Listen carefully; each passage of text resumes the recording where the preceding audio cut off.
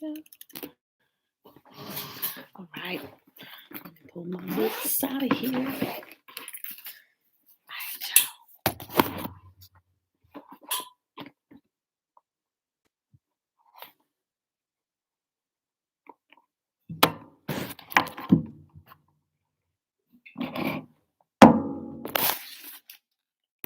All right, y'all. Happy Sunday.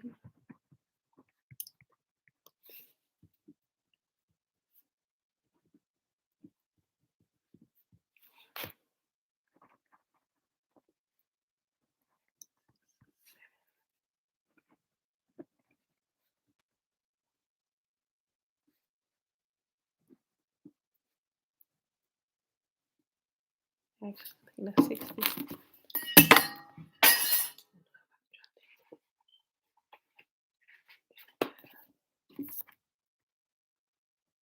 All right, beautiful people. Happy Sunday. I should get it, but I'm not. It is September the 5th, 2021, day 252 of year 3 of reading through the books of the law and the prophets, another 3-year consecutive day count, 921. Guys, we are reading Amos 5, 6, and 7, and then we're going to pick up where we left off at yesterday, starting chapter 4 on page 69 in Caesar's Messiah. Tiffany, hey girl, hey, Shayla. That's wild, boo. Levon, blessings. All right, y'all. So let's get right to it.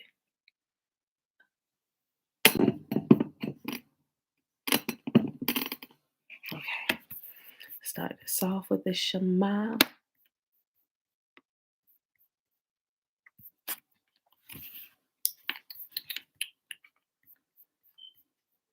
All right. Remember, the Shema is found in Deuteronomy chapter 6, and we start at verse 3. But remember, y'all, read the whole thing. Read the whole chapter. The whole chapter is the full Shema, right? I just kind of summed up the meat and potatoes of the chapter because it ain't that long. It's only 27 verses, but you get my drift. Here. Therefore, O Israel, and observe to do it, that it may be well with you, and that you may increase mightily, as Yahuwah, the mighty one of our fathers, has promised us in a land that flows with milk and honey. Hear, O Israel, Yahuwah, our mighty one, he is one. And you shall love Yahuwah, your mighty one, with all your heart, and with all your soul, and with all your might. And these words which I command you this day shall be in your heart. And you shall teach them diligently unto your children, and shall talk of them when you sit in your house, when you walk by the way, when you lie down, and when you rise up. And you shall bind them for a sign upon your hand, and they shall be as frontlets between your eyes. And you shall write them upon the posts of your house and on your gates. And Yahuwah commanded us to do all these statutes, to fear Yahuwah, our mighty one, for our good, always, that he might preserve us alive as it is at this day. And it shall be our righteousness if we observe to do all these commandments before Yahuwah, our mighty one, as he has commanded us. Christy, hey girl, hey. Trina, hey gang girl, came up on YouTube. All right, so let's pull up Amos real quick.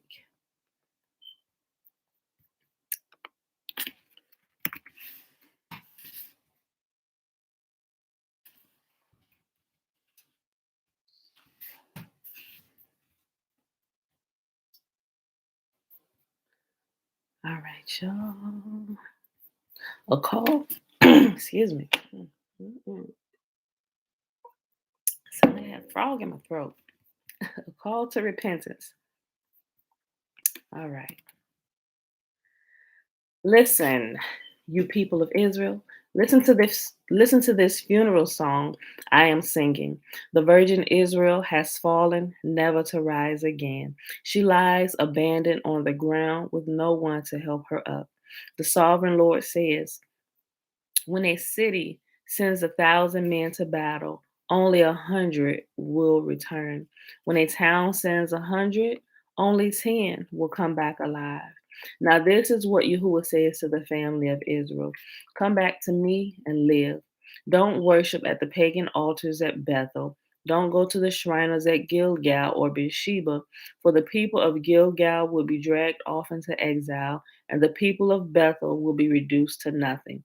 Come back to Yahuwah and live. Otherwise, he will roar through Israel like a fire, devouring you completely.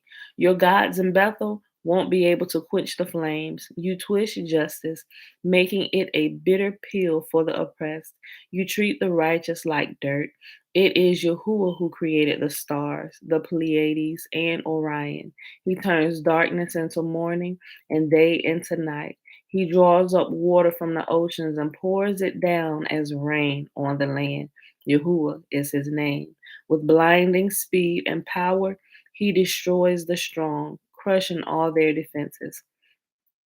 How you hate honest judges. How you despise people who tell you the truth. You trample the poor, stealing their grain through taxes and unfair rent. Therefore, though you build beautiful stone houses, you will never live in them. Though you plant lush vineyards, you will never drink wine from them. For I know the vast number of your sins and the depth of your rebellions. You oppress good people by taking bribes and deprive the poor of justice in the courts. So those who are smart keep their mouths shut, for it is an evil time.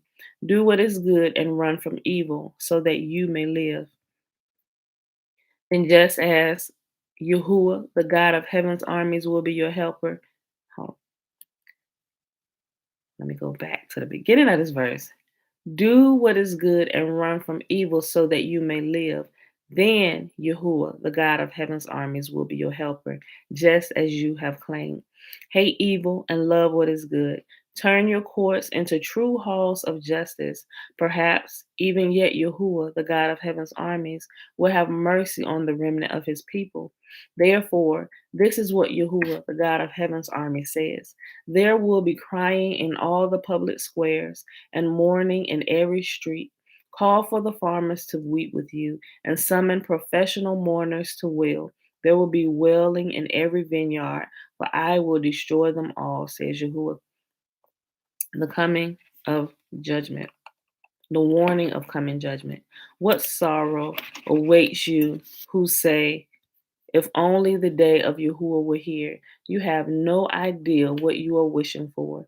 That day will bring darkness, not light. And that day, you will be like a man who runs from a lion only to meet a bear. Escaping from the bear, he leans his hand against the wall in his house and he's bitten by a snake.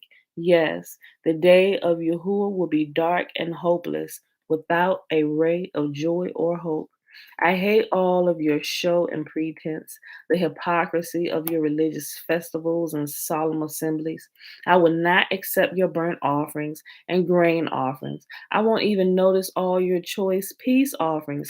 Away with your noisy hymns of praise. I will not listen to the music of your harps. Instead, I want to see a mighty flood of justice, an endless river of righteous living. Was it to me you were bringing sacrifices and offering during the 40 years in the wilderness, Israel? No. You served your pagan gods, Sarkuth, your king god, and Kiwan, your star god, the images you made for yourselves. So I will send you into exile to the land east of Damascus, says Yahuwah, whose name is the God of heaven's armies. Sheesh. Mom, shalom, shalom. Next chapter, y'all, Amos chapter 6. What sorrow awaits you who lounge in luxury in Jerusalem, and you who feel secure in Samaria? You are famous and popular in Israel, and people go to you for help. But go over to Calneh and see what happened there. Then go to the great city of Hamath and down to the Philistine city of Gath. You are no better than they are, and look how they were destroyed. You push away every thought of coming disaster, but your actions only bring the day of judgment closer. How terrible for you who sprawl on ivory beds and lounge on your couches, eating meat of the tender lambs of the flock and of choice calves fattened in the stall. You sing trivial songs to the sound of the harp, and fancy yourselves to be great musicians like David. You drink wine by the bowl full and perfume yourselves with fragrant lotions. Therefore, hold on. And perfume yourselves with fragrant lotions. You care nothing about the ruin of your nation. Therefore, you will be the first to be led away as captives. Suddenly, all your parties will end. The sovereign Lord has sworn by his own name that this is what he, the Lord God of heaven's army, says. I despise the arrogance of Israel, and I hate their fortresses. I will give this city and everything in it to their enemies. If there are 10 men left in one house, they will all die. And when a relative who is responsible to dispose of the dead goes into the house to carry out the bodies, he will ask the last survivor, is anyone else with you? When the person begins to swear, no, by, he will interrupt and say, stop. Don't even mention the name of Yahuwah. Mm, mm, mm. When Yahuwah gives the command, homes both great and small will be smashed to pieces. Can horses gallop over boulders? Can oxen be used to plow them? But that's how foolish you are when you turn justice into poison and the sweet fruit of righteousness into bitterness, and you brag about your conquest of Lodabar. You boast, didn't we take Carnaim by our own strength? O people of Israel, I am about to bring an enemy nation against you, says Yahuwah, the God of heaven's armies. They will oppress you throughout your land, from Lebo Hamath in the north to the Araba Valley in the south. Last chapter for today, Amos chapter 7, a vision of locusts. The sovereign Lord showed me a vision. I saw him preparing to send a vast swarm of locusts over the land. This was after the king's share had been harvested from the fields and as the main crop was coming up. In my vision, the locusts ate every green plant in sight. Then I said, O sovereign Lord, please forgive us or we will not survive, for Israel is so small. So Yahuwah relented from his plan. I will not do it, he said. A vision of fire. Then the sovereign Lord showed me another vision. I saw him preparing to punish his people with a great fire. The fire had burned up the depths of the sea and was devouring the entire land. Then I said, Oh, sovereign Lord, please stop, or we will not survive, for Israel is so small. Then Yahuwah relented from this plan too. I will not do that either, says the sovereign Lord. A vision of a plumb line. Then he showed me another vision, and I saw Yahuwah standing beside a wall that had been built using a plumb line. He was using a plumb line to see if it was still straight. Then Yahuwah said to me, Amos, what do you see? I answered, a plumb line.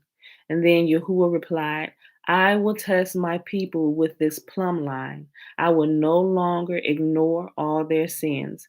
The pagan shrines of your ancestors will be ruined, and the temples of Israel will be destroyed. I will bring the dynasty of King Jeroboam to a sudden end. Amos and Amaziah. Then Amaziah, the priest of Bethel, sent a message to Jeroboam, king of Israel. Amos is hatching a plot against you right here on your very doorstep. What he is saying is intolerable. He is saying Jeroboam will soon be killed and the people of Israel will be sent away into exile. The Amaziah sent orders to Amos, get out of here, you prophet. Go on back to the land of Judah and earn your living by prophesying there. Don't bother us with your prophecies here in Bethel. Then this is the king's sanctuary and the national place of worship.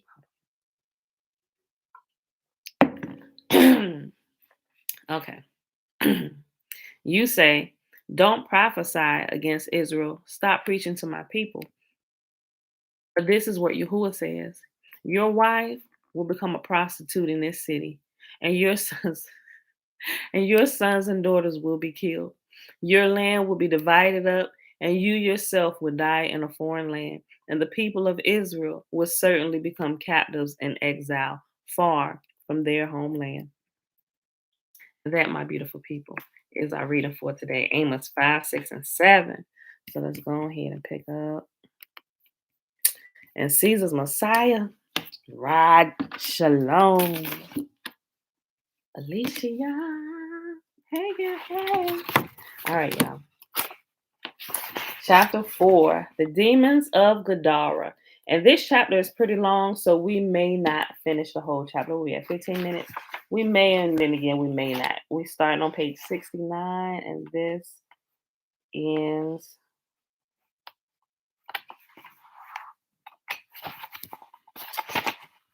Yeah, we might not finish chapter 4 today.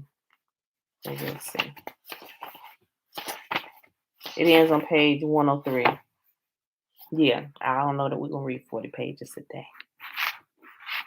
All right, 40-something pages. Okay, the demons of Gadara. When I first came across the passage from Wars of the Jews describing a son of Mary whose flesh was eaten and recognized its linkage to Christianity, I was perplexed. The more I studied the passage, the more I was convinced that it had been deliberately created as a lampoon, but as more than just a lampoon of Jesus. It appeared to be a disclosure of a different origin of Christianity than the one that had been passed down to the modern era. That is, that Christianity had been created to be a calamity upon the Jews. I began to analyze Wars of the Jews to determine if it contained other passages that could be seen as satirical disclosures regarding this different version of Christianity's origin. That was when it became clear to me that there were numerous parallels between the storyline of Jesus' ministry and Titus's campaign through Judea, and that among them was their similar experience near the town of Gadara. Each of the synoptic gospels tells a story of Jesus coming to Gadara, where he meets a man who was possessed by demons. In Matthew, where he is possessed by demons. In Matthew, Jesus meets two demon possessed men, a point I shall return to. In the versions of the story found in Mark and Luke, when Jesus asks the demon his name, the demon replies, "My name is Legion, for we are many." Mark chapter 5, verse 9. I found it interesting that the demon would choose to describe himself and his cohort as a component of an army, remembering that the location where Jesus asked his disciples to become fishers of men was used to create a periodic linkage to an event that occurred at the same location in Wars of the Jews. I wonder whether the use of the word legion by the demon might be satirically related to an event in the Wars of the Jews that occurred near Gadara. The passage in Mark describing the demoniac of Gadara tells of Jesus' encounter with a man possessed by numerous demons. These demons leave the man at Jesus' bidding and then enter into a herd of swine. Once the swine are possessed by the demons, they rush wildly into the sea and drown. The passage does not reveal what happened to the demons after the swine drowned. Note that in the New Testament, unclean spirits are synonymous with devils and demons. Quote, "And they came over unto the other side of the sea, into the country of the Gadarenes. And when he was come out of the ship, immediately there met him out of the tombs a man with an unclean spirit, who had his dwelling among the tombs, and no man could bind him, no, not with chains, because that he had been often bound with fetters and chains, and the chains had been plucked asunder by him, and the fetters broken in pieces, neither could any man tame him. And always, day and night, he was in the mountains and in the tombs, crying and cutting himself with stones. But when he saw Jesus afar off, he ran and worshipped him, and cried with a loud voice, and said, What have I to do with thee, Jesus, thou Son of the Most High God? I adjure thee by God that thou torment me not. For he said unto him, Come out of the man, thou unclean spirit. And he asked him, What is thy name? And he answered, saying, My name is Legion, for we are many. And he besought him much that he would not send them away out of the country. Now there was nigh unto the mountains a great herd of swine feeding. And all the devils besought him, saying, Send us into the swine that we may enter into them. I should have did the voice right there. And all the devils besought him, saying, Send us into the swine that we may enter into them. And forthwith Jesus gave them leave. And the unclean spirits went out and entered into the swine, and the herd ran violently down a steep place into the sea. They were about 2,000 and were choked in the sea. And they that fed the swine fled and told it in the city and in the country. And they went outside to see what it was that was done. And they came to Jesus and see him that was possessed with a devil and had the legion sitting and clothed and in his right mind. And they were afraid. And he departed and began to publish in the Decapolis how great things Jesus had done for him. And all the men did marvel. And that's in Luke. He said it up here, but he gives a reference 58. What did he say? No, I'm sorry. This is Mark. It's a Mark chapter 5, y'all. All them verses. Okay, but the reference for this is in 58. It gives you the exact reference for this passage. In Wars of the Jews 4 and 7. There is a short chapter that describes the battle at Gadara. The chapter begins with a description of how John rose to power as a leader of the rebellion.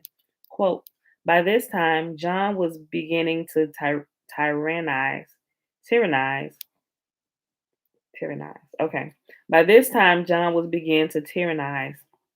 Now, some submitted to him out of their fear of him, and others out of their goodwill to him, for he was a shrewd man to entice men to him, both by deluding them and putting cheats upon them.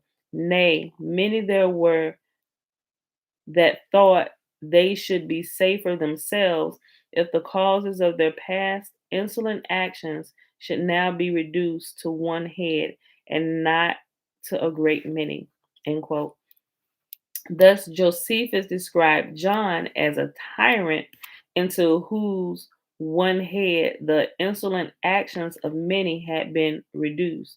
Josephus next describes the Sicarii, the most militant faction of the Jewish rebellion, who, he states, were able to undertake greater matters because of the sedition and tyranny that John had created.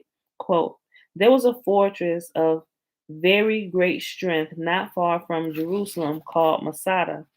Those that were called Sicarii had taken possession of it formerly, but at this time they overran the neighboring countries, aiming only to produce to themselves necessaries, for the fear they were then in prevented their further ravages.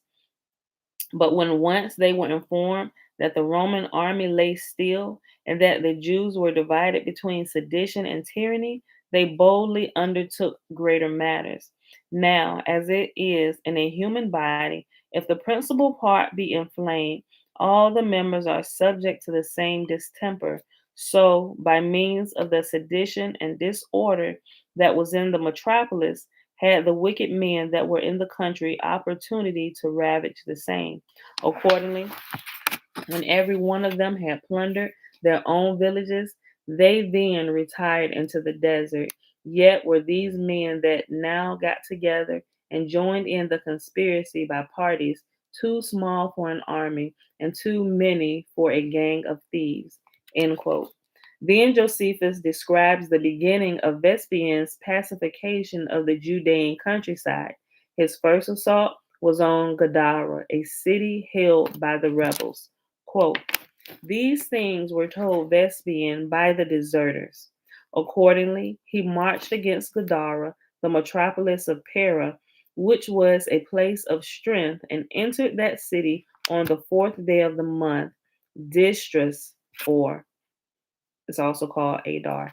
For the men of power had sent an embassage to him without the knowledge of the seditious to treat about a surrender, which they did out of the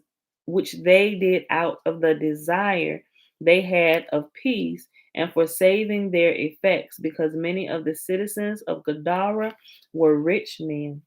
This embassy, the opposite party knew nothing of, but discovered it as Vespasian was approaching near the city. However, they despaired of keeping possession of the city as being inferior in number to their enemies who were within the city, and seeing the Romans very near to the city, so they resolved to fly. End quote. Josephus then states that after being driven from Gadara, the rebels fled to another town where they conscripted a group of young men into their ranks. This combined group then ran like the wildest beasts attempting to escape. Eventually, many were forced to leap into the Jordan River where they drowned. So many dying in the river so many dying in the river that it could not be passed over by reason of the dead bodies that were in. Quote, but as soon as these fugitives saw the horsemen that pursued them just upon their backs, and before they came close to a fight, they ran together to a certain village which was called Bethinabris, Bethinabris, where finding a great multitude of young men and arming them partly by their own consent, partly by force, they rashly and suddenly assaulted Placidus and the troops that were with him. These horsemen at the first onset gave way a little, as contriving to entice them further off the wall. And when they had drawn them into a place fit for their purpose, they made their horses and compassed them round and threw darts at them. So the horsemen cut off the flights of the fugitives, while the foot terribly destroyed those that fought against them. For those Jews did no more than show their courage for those Jews did no more than show their courage and then were destroyed. For as they fell upon the Romans, they were joined close together and, as it were, walled about with their entire armor. They were not able to find any place where the darts could enter, nor were they able in any way to break their ranks, while they were themselves run through by the Roman darts, and like the wildest of wild beasts, rushed upon the points of the other swords. So some of them were destroyed, as cut with their enemies' swords upon their faces, and others were dispersed by the horsemen. So the Sicarii was trying to fight against the Roman soldiers, but their armor was so flawless that they couldn't find any kind of opening where to pierce them. But the Judah's army, or the Sicarii, their armor wasn't as tight and put together like they had, right? Where when Rome was rushing against them, they were able to cut their faces up, the darts piercing through their armor and everything, right? So that's how they won. That's how they beat them out here, right? And they, although the Sicarii was fighting back, they really couldn't find a way to pierce their armor in order to do any real damage, right? Remember, because they was on a run, right? So they was on a run. They fled from the country that they wanted to overtake the town of Gadara, right? And remember, they didn't really want to destroy Gadara. Rome wanted to take it over because they found out that it was some very wealthy people that lived inside of there, which you just said, right? So when they came, the men fled, and they fled into the next town, gathering more soldiers with them. Some joined willingly, some they had to force to join them to stand against Rome, but even still that didn't help, right? All right. As for those that ran out of the village, they stirred up such as were in the country, and exaggerating their own calamities, and telling them that the whole army of the Romans were upon them. They put them into great fear on every side, so that they got in great numbers together and fled to Jericho. But Placidus slew all that overtook him as far as Jordan, and when he had driven the whole multitude to the riverside, he put his soldiers in array over against them. at which fight hand to hand, 15,000 of them were slain, while the number of those that were unwillingly forced to leap into the Jordan was prodigious. There were besides 2,200 taken prisoners. A mighty prey was a mighty prey was taken also, consisting of asses and sheep and camels and oxen. And Jordan could not be passed over by reason of the dead bodies that were in it. And this is reference 59. And you can find a full reference in the back. Okay. And those who couldn't fight against them and they just backed them up to the river, they all just jumped. All right. They would rather die by the river than die by the hands of the Romans. As I compared Josephus's and the New Testament's Gadara stories, I recognized that there were similarities between them. For example, the demoniac in the New Testament story is described as having a legion of demons inside him. The rebel tyrant John is described as having the past insolent actions of the many reduced to his one head. Thus, the demoniac of Gadara can be likened to Josephus's description of John. Further, Josephus indicates that the Sicarii were only able to become a Judah-wide movement because of John's efforts to establish himself as a tyrant. Before John's wickedness, they engaged in limited activities. At this time, they overran the neighboring countries, aiming only to produce to themselves necessaries for the fear that they for fear they were then in prevented. Hold on. For they fear they were in. I keep saying in. For the fear they were then in prevented their further ravages. However, once John had divided the country between sedition and tyranny, they boldly undertook greater matters. These greater matters being recruitment and expansion of their movement throughout the countryside and Jerusalem. Nor was there now any part of Judea that was not in a miserable condition, as well as its most eminent city also.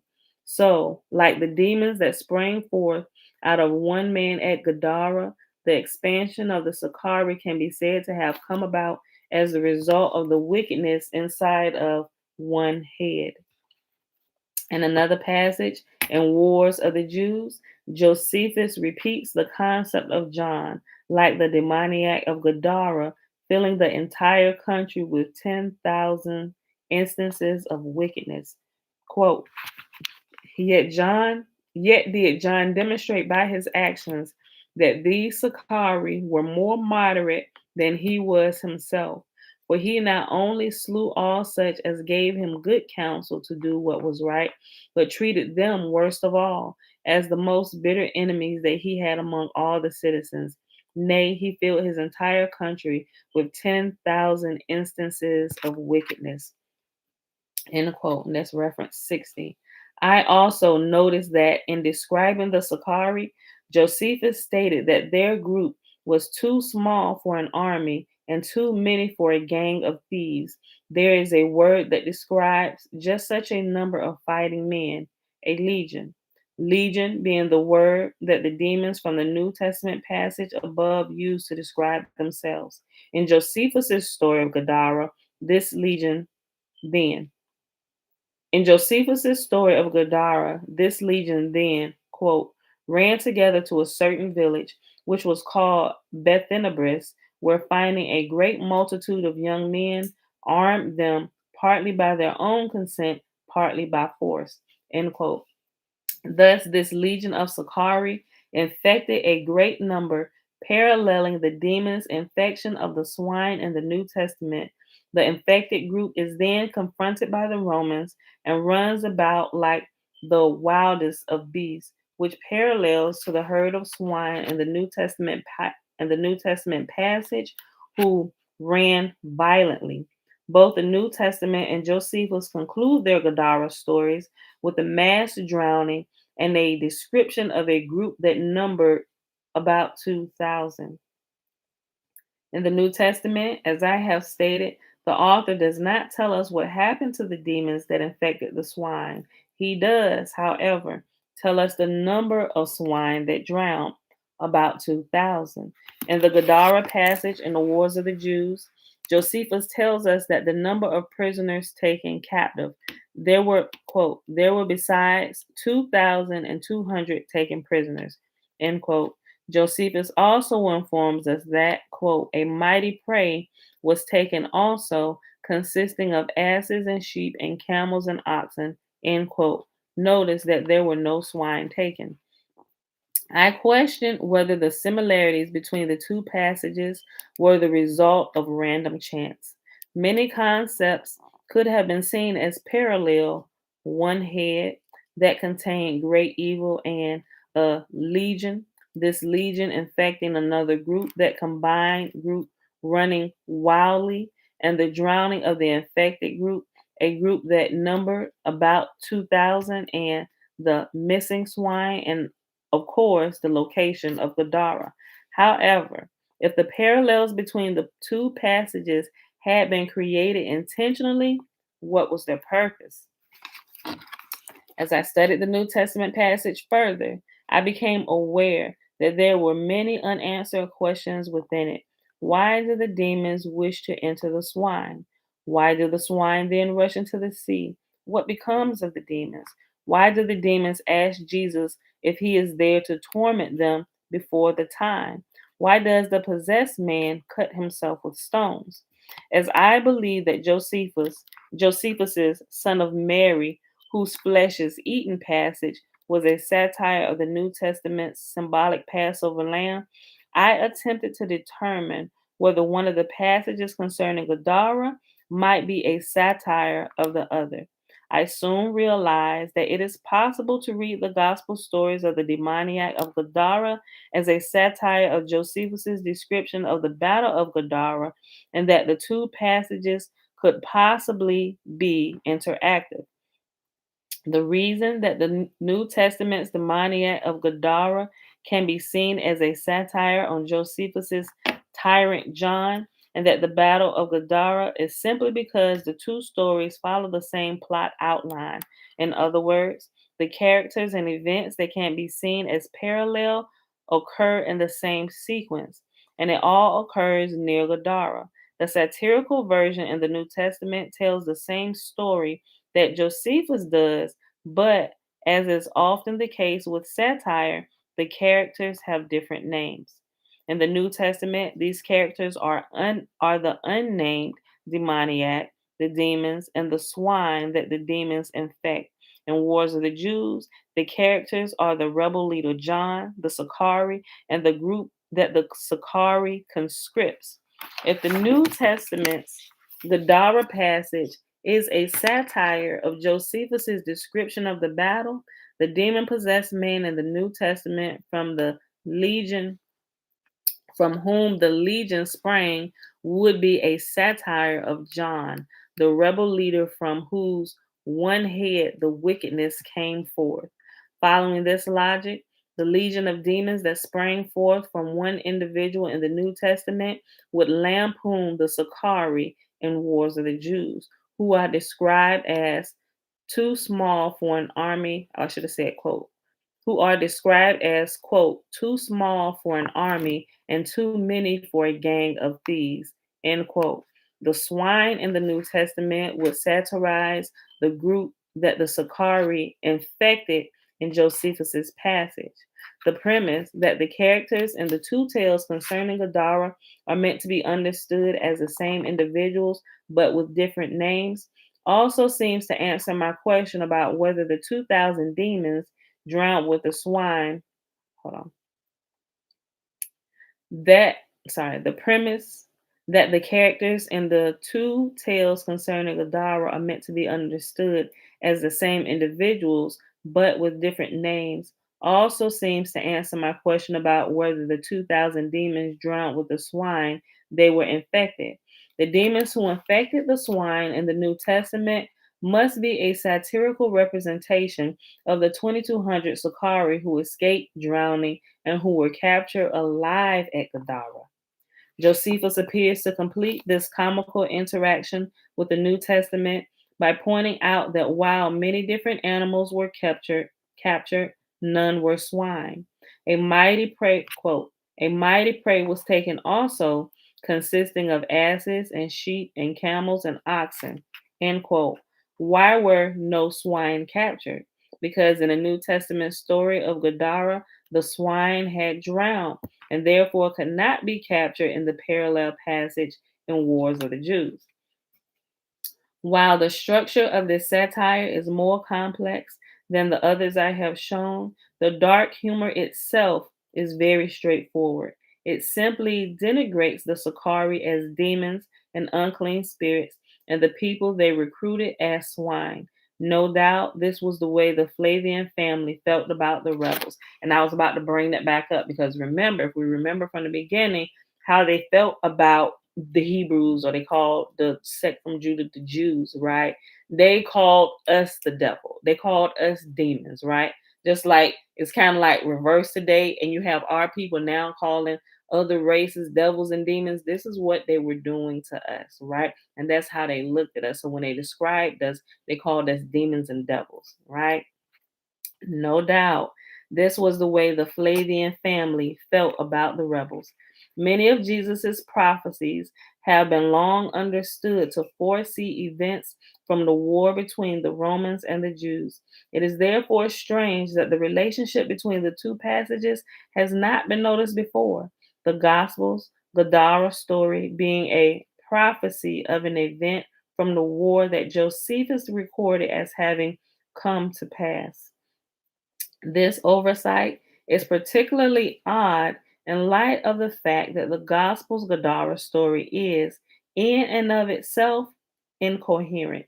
Within the context of the New Testament, there is no theological or moral principle that can be gleaned from the story of a legion of demons that enter a herd of swine that then run wildly into the river and drown.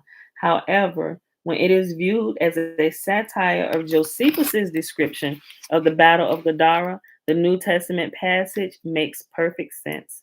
Another seemingly incoherent aspect of Jesus' encounter with the demoniac that this interpretation makes clear occurs in the version of the story found in Matthew wherein, upon seeing Jesus, the demon possessed men cry out, "What have we to do with you, Jesus, you Son of God? Have you come here to torment us before the time?" End quote. The question the demons are asking is unanswerable within the literal context of the passage. What time are they referring to? However, this question is answered by the interpretation I offer. If the demons are lampoons of the leaders of the Jewish rebellion, the time of their torment is clear. They are prophesying the torment experienced by John and Simon at the end of their war against the Romans. Further, if the New Testament's passage is a satire of the Battle of Gadara, notice that it is a specific satire of Josephus's passage and not of some tradition regarding the battle that Josephus might have shared with the authors of the New Testament.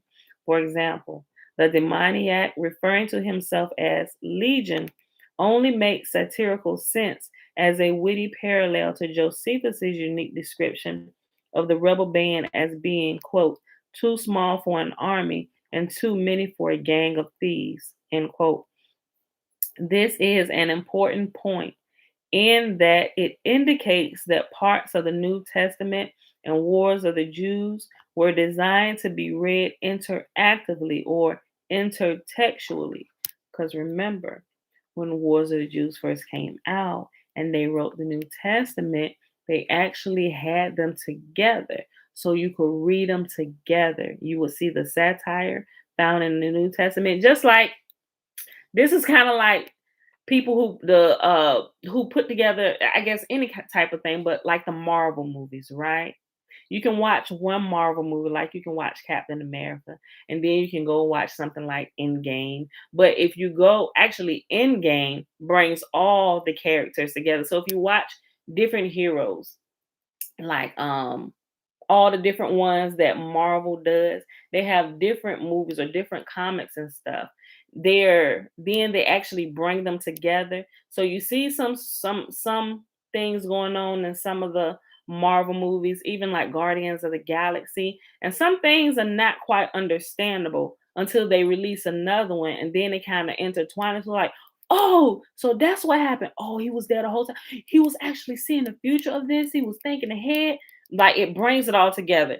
That's how Josephus' mind was working when he did this, right? That's why when Wars of the Jews came out and New Testament came out, they should have been read and they were together until they split them up, right?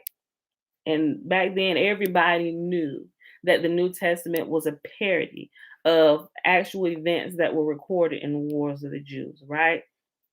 But when you separate them, you get people all discombobulated. Now you got people out here looking like idiots.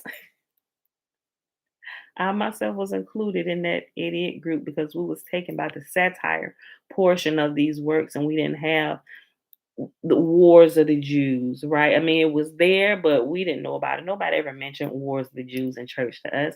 Otherwise, I would have probably went looking for it, right? And I would have been in church. Excuse me, Pastor. So you remember that book you had mentioned, Wars of the Jews? Look, I was reading this, and then something sounds fishy to me because you know how you read us that passage from the New Testament last week about the Legion of Demons, right?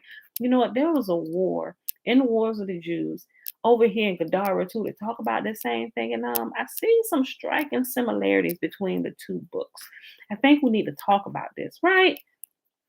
We would have been came across and uncovered this forest had we just even heard names of other books, right? Because you would have had some little nerd in the church taking notes of all the books you mentioned and go back looking for these books and start reading them, right? So somebody, I would have bought a split in between the church asking these questions. But wait a minute, we just want to. Have you read it, Pastor? You know, like seriously. And if you read it, why is you teaching us this without this? You see what I'm saying? Then we would all okay. Shoot, stop all that foolishness right there because this was a satire. They was making fun of us. You're like, you see what I'm saying? Look. This is an important point in that it indicates that parts of the New Testament and Wars of the Jews were designed to be read interactively or intertextually. Josephus' description of the manner in which John had spread his infection is similar to Jewish description of the unclean spirits who left one man and infected many others. Quote, now, as this is in a human body, if the principal part be inflamed, all the members are subject to the same distemper. End quote. This similarity is especially clear when one considers that in the first century Judea, demons were considered to be responsible for fevers and other illnesses.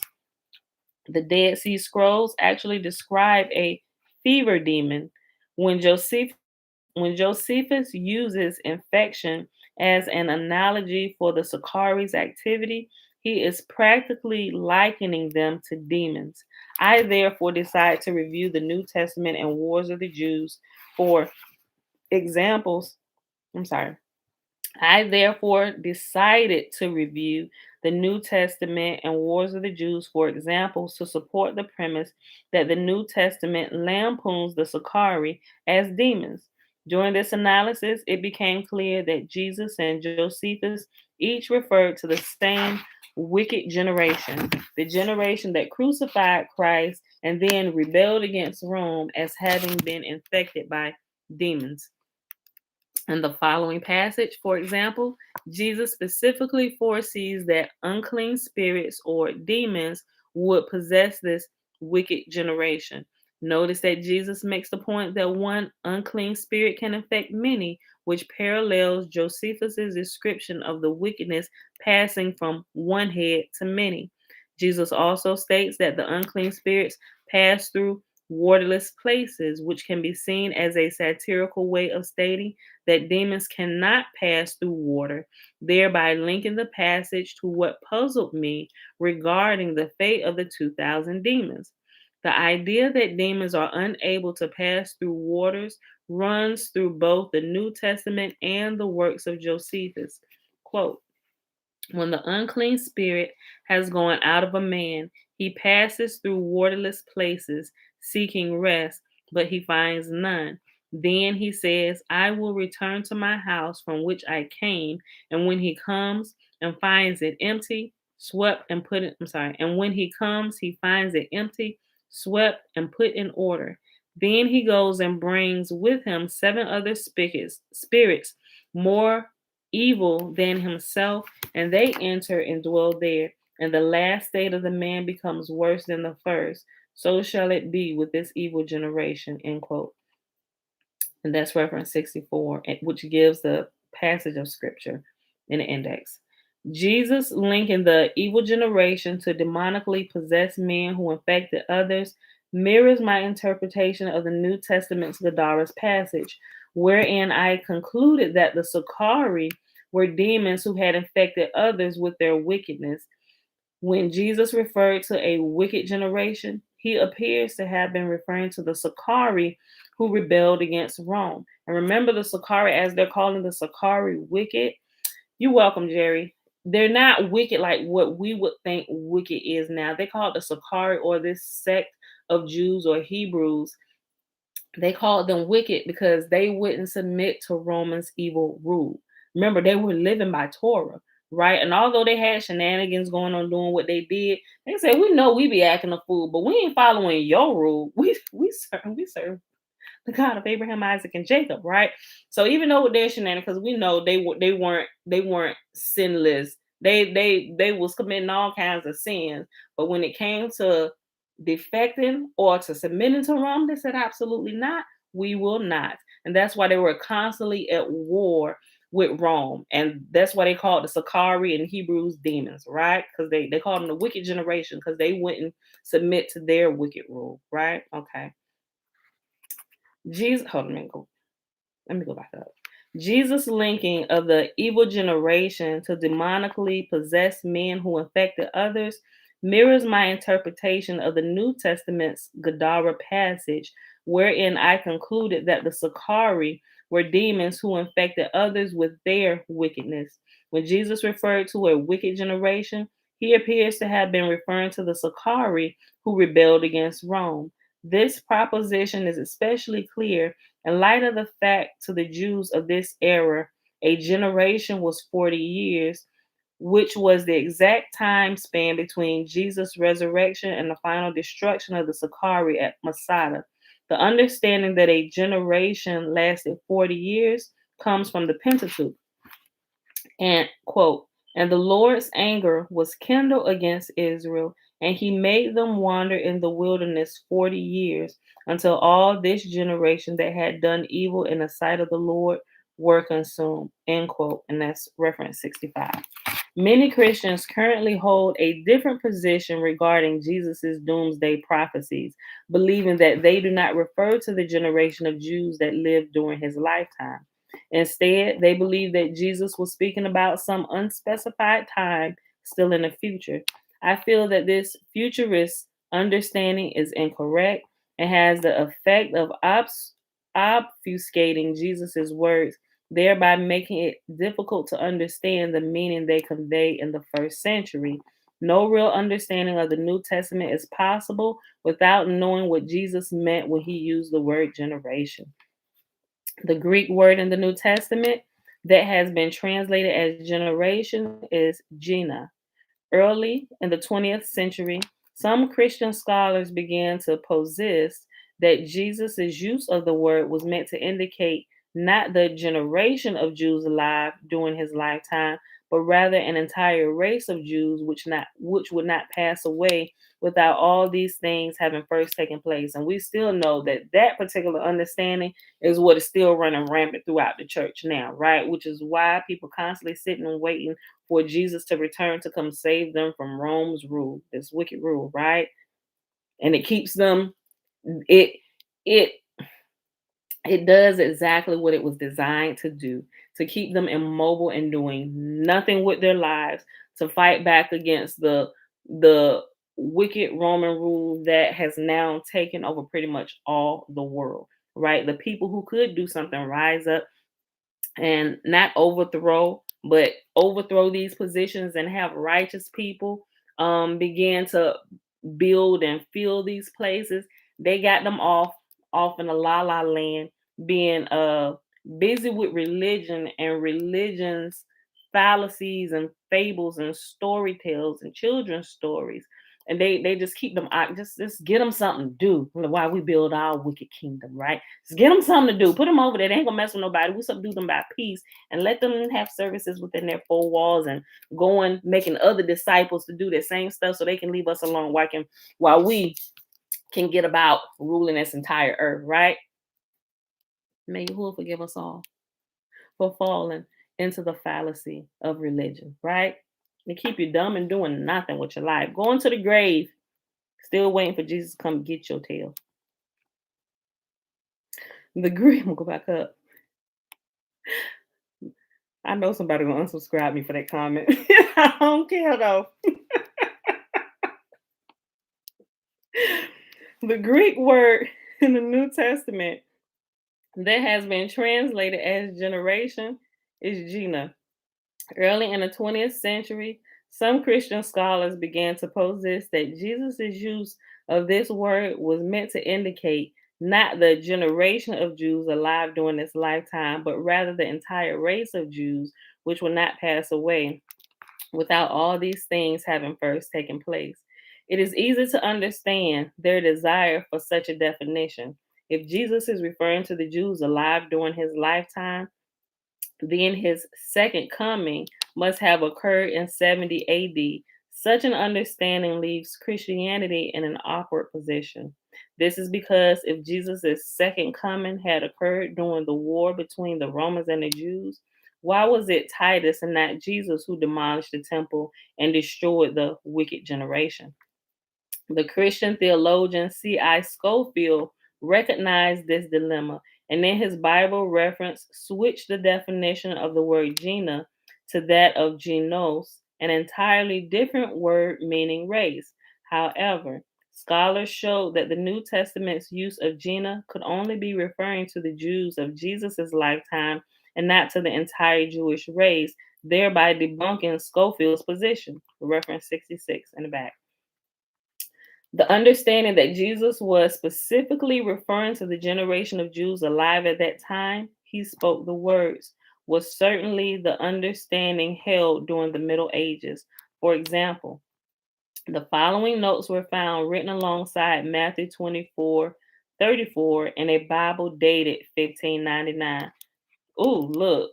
Oh my goodness. I'm glad they said 1599. I shared something. I'm gonna keep my spot right here, right?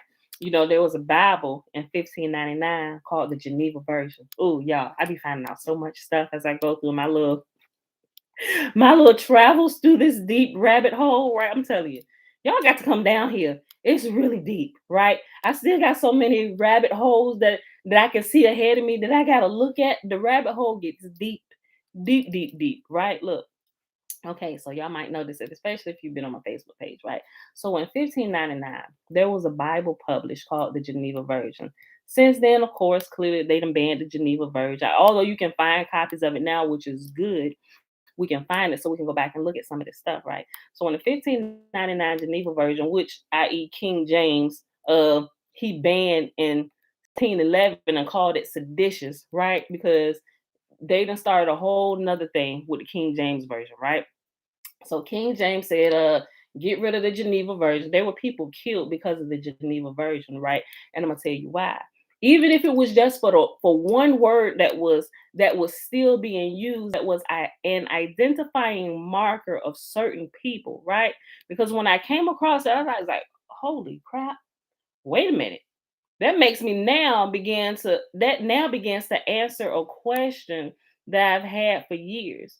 Where is America found at in all the freaking Bible, right? Because when you go through and they change terms, it was one term that they changed. One group of people's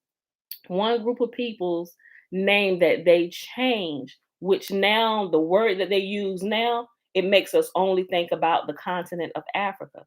That word is called, or that word is Ethiopia. That wasn't the original word that was that is found in the Geneva version and previous versions of the Bible. You know what that word was before they changed it to Ethiopian? Anybody know? Anybody that ain't looked at my page and saw it? You know, I'll let somebody answer that. I'll just give you like 10 seconds. Anybody know what the word Ethiopia replaced or Ethiopians? What they called the people who is now in your Bible today is called Ethiopians. You know what they called them? Because it would tell you, wait a minute. And we know that they were all over the world too. And they were wealthy and they ruled, they had kingdoms. You hear them talking about them now. Some people getting in trouble, they like shut your mouth, right? There's a video. I'm gonna see if I can find. He all wildly and stuff. Hold on, let me see. Find a video. I'm gonna show it to y'all. I mean, he looked like he straight out the hood, but the police ain't messing with him because they understood something about this group of people, which they try and keep on the hush hush. They round here. Nobody. The word that Ethiopia or Ethiopian replaced was black Moor, right? Now, if you go through your Bible and you remove the word Ethiopia and you put back Moor, the Moor Moor, go through all the Bible and do that, then you realize who Abraham was married to. He's married to an Ethiopian woman. Put the right word there. He's married to a Moorish woman. Go through here and read all this. When you begin to hear the word Moorish, it begins to wake you up another level. Wait a minute, who were the Moors? We can see who the Moors were, right? Now you got to kind of be careful on some of the Google references that pop up. You do a lot better Googling more on YouTube because you actually have some Moors that will tell you who they are, right? And how their kingdom was subdued by Rome, right? And guess what? Moors are black too, right? But they're gonna tell you who they are. And I ain't gonna say they vicious, but the Moors don't play, which is why I hope I can find this video. I hope I can find it because it was a Moor in Philadelphia. The cops, well, cops look at you black, oh, all black people the same or whatever, right? Forgive me, I didn't mean to offend nobody. If that offended you, I'm trying to just explain this, right? But he had a copy. He had one of his flags. They were harassing him until he went off on them, right? It looked like all the police. You will see it because people from the street were recording. They was like, "Wait a minute, what's going on? Oh, they ain't touching him. What he's saying must be true." Dude was going off, and the cops was kind of just standing by. Call your supervisor. Call your chief. Y'all better not. Y'all know better. You must be new. You don't know who we are, right? I'm like, what? And I seen this video a few years ago, and it kind of, I didn't understand. I'm like, well, who is this guy really? He hollering out here more, and this is his land, and they are trespassing. They have no jurisdiction over him. I'm like, okay, it was baffling to me then. It was more baffling for one, dang, shoot him. It was blood, and it wasn't blood and guts everywhere, but a big black man hollering and screaming. I mean, making all kinds of sudden movements, right? You think about making a sudden movement, you dead. You black, you dead. You don't get a chance to make a sudden movement. But I watched the entire video in absolute like suspense, like, oh my gosh, somebody's trigger finger is gonna slip, like, you, because it's always somebody, oops, I didn't mean to shoot. A 14-year-old black boy has been murdered in the street. The cop, I didn't mean to shoot. I go, why did you shoot? I don't know why you shoot. None of this was happening at this point. I'm like, okay, none of these scenarios is happening with this dude. And he's talking about, I'm a black mama more. You ain't gonna do nothing. Call your chief down here. I'm like, what? What is going on? So I'm still kind of learning about this, but it was like the entire police force in all of Philadelphia was down there. Some of y'all may have seen this video. You could see because the people who recorded, there's like all these cops here, which hyped up the black people that was around. Yeah, y'all, MFers, get out of here. Y'all better not touch him. And some people like, well, what's going on? Why ain't he shot yet? Right? And some people like, man, you need to calm down before they shoot you. But ain't none of them had their hands on their guns. Their hands was to their side. Yeah, you better pick up that mic and call your supervisor, call your chief, call the deputy chief. Deputy chief call the commissioner. All the time, I'm like, what is happening here? And look, not that I wanted to see him get shot, But I was completely baffled about why none of the cops' fingers had slipped, why it wasn't like a oops, like all of this. And was look, and the sudden movements, hands movement, reaching into his vehicle. And mind you, he didn't go get a gun. He was like reaching. I'm like, oh my gosh, they're gonna kill him for sure. Going into his glove box, hollering and screaming. Oh, and then he go to reach down. I'm thinking, oh, but he pulls out a flag and hang it, like all these sudden movements and stuff. I'm like, oh my gosh, what is going on here? But he was a Moor. And apparently, Philly, they know that. Well, the cop who pulled him over apparently was wet behind the ears and didn't understand about the Moorish people all over the earth, right? And I'm just like, this is interesting, right? So, but I'm gonna share the video. I'm gonna try and find out. Oh my gosh, I hope I can find it.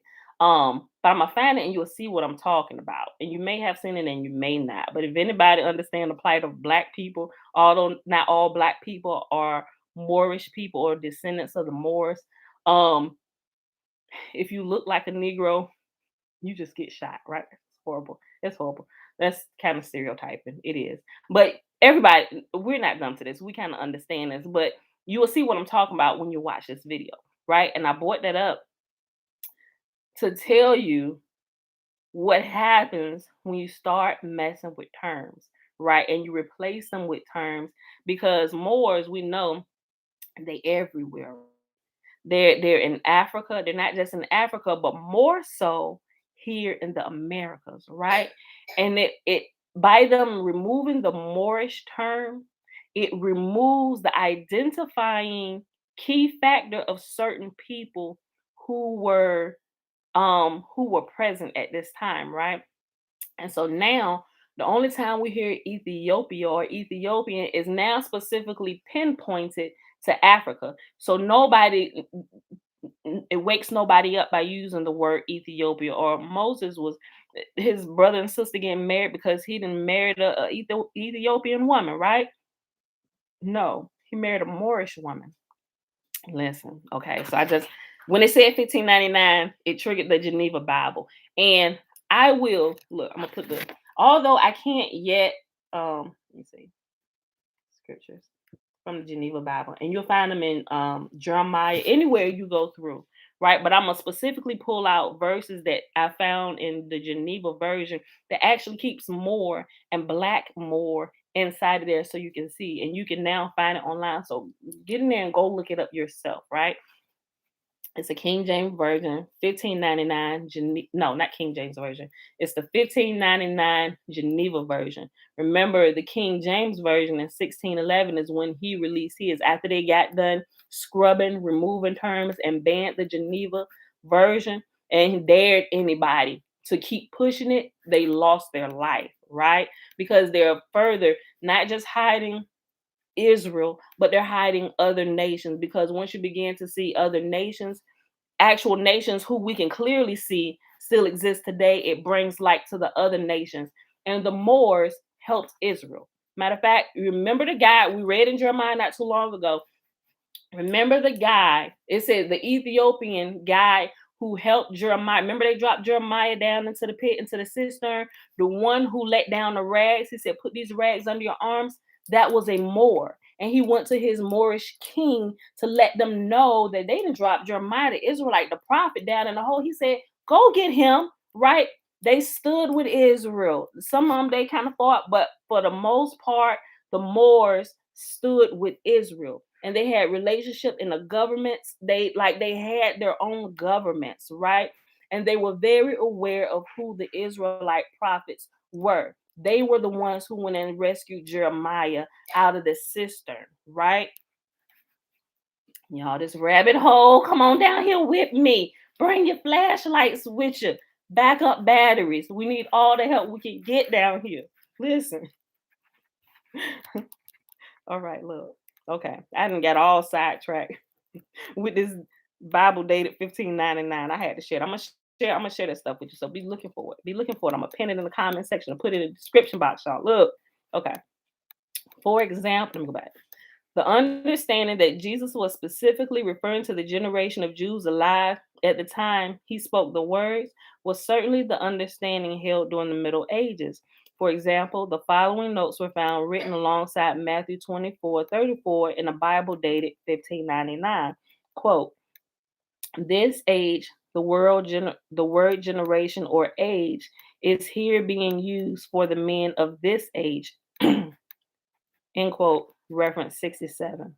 We are on solid ground in understanding that Jesus was referring solely to the generation of Jews who were alive during the 40 years between his ministry and the destruction of Jerusalem. However, if this is correct, then Jesus and Josephus were referring to the same group as wicked generation. Notice in the following passage how similar Jesus and Josephus's understanding was regarding demons, the wicked generation, and the Sakari.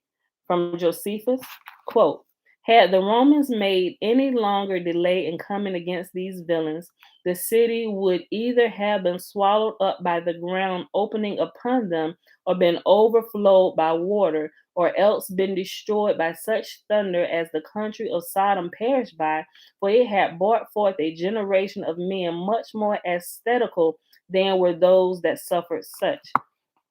And truly so, it happened that though the slayers left off at the evening, yet did fire greatly prevail in the night. And as all was burning, came that 8th day of the month Gorpius, which is Elul, upon Jerusalem, a city that had been liable to so many miseries during this siege, that it had always enjoyed as much happiness from its first foundation. It would certainly have been the envy of the world, nor did it on any other account so much deserve these sore misfortunes as by producing such a generation of men as were the occasions of its overthrow. And that's reference 69. Now from the New Testament, quote, wicked and faithless generation, he replied, they clamor for a sign, but none shall be given them except the sign of the prophet Jonah. Matthew 12:39. Then he goes and brings back with him 7 more other spirits more wicked than himself, and they come in and dwell there, and in the end, that man's condition becomes worse than it was at first. So will it be also with the present wicked generation. Matthew 12, verse 45. O unbelieving and perverse generation, replied Jesus, how long shall I be with you? How long shall I endure you? Matthew chapter 17, verse 16. I tell you in solemn truth that all these things will come upon the present generation. Matthew 23 and 36. I tell you in solemn truth that the present generation will certainly not pass away without all these things having first taken place. Matthew 24:34. Somehow, the three-way connection between the wicked generation, Jesus's demons, and Josephus's Sakari has not attracted much attention from scholars. For example, the Hebrew scholar Joseph Klausner completely missed the connection. He wrote, at the time, even educated people and those who had imbibed the Greek culture, such as Josephus, thought of such nerve cases and cases of insanity as cases of possession by some devil or evil or unclean spirit, and believed in cures and that certain men could perform miracles. That's reference 70. In fact, Josephus did not believe that demons were nerve cases and gave a precise definition as to what they were. He stated that demons were the spirits of the wicked. Demons, quote, demons are no other than the spirits of the wicked, end quote. That's reference 71. This definition indicates that Josephus saw the Sakari as demons and that he constantly describes the rebels as wicked. Josephus also links the Sakari with demons in another way. He describes the Sakari as moving with a demonical fury. Reference 72, as they went to kill their families at the end of the siege of Masada. Like Jesus, Josephus makes it clear who the wicked are. They are the generation of Jews that rebelled against Rome. Quote, that neither did any other city ever suffer such miseries, nor did any ever breed a generation more fruitful in wickedness than this was from the beginning of the world. Reference, end quote. And that's reference 73. Thus, Jesus and Josephus shared a narrow understanding and expressed it with the same vocabulary that the generation of Jews who lived between 33 CE and 73 CE were wicked because they had been infected by a demonic spirit. This shared understanding is suspicious. Jesus could only view the wickedness of this generation by looking into the future, and yet he not only held the same opinion of the generation as Josephus, he used the same words describing it. Returning to the version of the story of the demoniac of Gadara found in Matthew, where Jesus meets two demons. In Wars of the Jews, we learn that there were two tyrants or leaders of the Jewish rebellion, John described above and a Simon. Since my analysis suggests that the New Testament is satirizing John in the version that describes a single demon of Gadara, it seemed logical to ask whether the version describing the two demoniacs was satirizing both leaders of the Jewish rebellion, John and Simon. And this is where we'll pause today, right? So we'll pause right here on page 83. We started on what, 68? No, we started on 69. So we'll pause right here and we'll pick it up tomorrow with experimenting with this premise. All right, y'all. Smart, I'll put it. Okay. All right, y'all.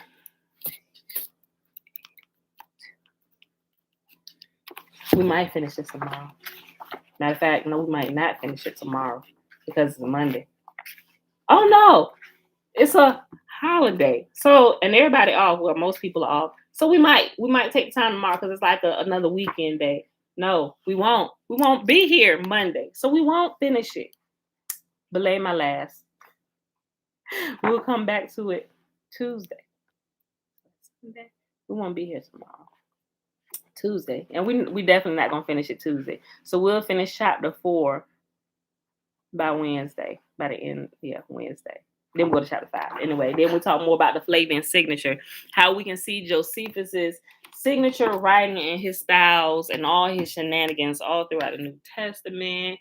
And we just talking about the New Testament, right? We ain't gotten into the Quran, which he also wrote, right? But I digress. Y'all, thanks for hanging out with me today. It is Sunday, September the 5th, September the 5th, 2021, day 252 of year 3 of reading through the books of the law and the prophets, and of the 3-year consecutive day count, day 921. We read Amos 5, 6, and 7. And in Caesar's Messiah, we read chapter 4, pages 69 through page 82. All right, y'all. So let's go ahead and do the blessing. And then shortly after this, I'm going to go ahead and pull these references up so you guys can look at some of this stuff. Start checking some of this stuff out, right? It's going to help wake you up. And it is going to help you see that I'm really not a heretic, right? I'm really not. I'm here to help wake y'all up, right? And it's not just our people who have been led astray. All the world has been led astray at this point, right? So whoever can see the truth, wake up, right? So I'm here to wake up my people and all those other people from other nations who listen, right? Quit being taken by religion and all the fallacies and all the crazy. All right, the blessing is found in Numbers chapter 6, verses 22 through 27. Remember, the first 21 verses is the Nazarite vow, and Yahuwah said a man or a woman can take it, right? And Yahuwah spake unto Moses, saying, Speak unto Aaron and unto his son, saying, On this wise ye shall bless the children of Israel, saying unto them, Yahuwah will kneel before us, presenting gifts, and will guard us with a hedge of protection. Yahuwah will illuminate the wholeness of his being towards us, bringing order, and he will provide us with love, sustenance, and friendship. Yahuwah will lift up his wholeness of being and look upon us, and he will set in place all we need to be whole and complete. And they shall put my name upon the children of Israel, and I will bless them. If you haven't been here before, when I explained this, this is a more accurate rendering of what the blessing is. But you are more familiar with these terms as we were reading it, like it is in the King James Version for the last 3 years. And Yahuwah spake unto Moses, and speak unto Aaron and unto his sons, saying, on this wise ye shall bless the children of Israel, saying unto them, Yahuwah bless us and keep us. Yahuwah make his face to shine upon us and be gracious unto us. Yahuwah lift up his countenance upon us and give us peace. And they shall put my name upon the children of Israel, and I will bless them. Right? Okay, so the actual blessing, Yahuwah bless us and keep us. The accurate rendering of that, it is that that's kind of summing it up, but a more accurate, more intimate understanding of Yahuwah bless us and keep us is Yahuwah will kneel before us presenting gifts and will guard us with a hedge of protection. The next verse 25, Yahuwah makes his face to shine upon us and be gracious unto us, is Yahuwah will illuminate the wholeness of his being towards us, bringing order, and he will provide us with love, sustenance, and friendship. Verse 26, where it says Yahuwah will lift up his countenance upon us and give us peace, Yahuwah will lift up the wholeness, will lift up his wholeness of being and look upon us, and he will set in place all we need to be whole and complete, right? So that's a proper understanding of that. When we understand it in that way, it's like, man, it's much more intimate for us now, right? And we love him for it. With that being said, beautiful people, we out of here. Baby girl got headphones on. She don't even hear me ending it, so I'm going to go ahead and end it. So we ain't got no shenanigans going on today, right? All right, so with that being said, I love y'all.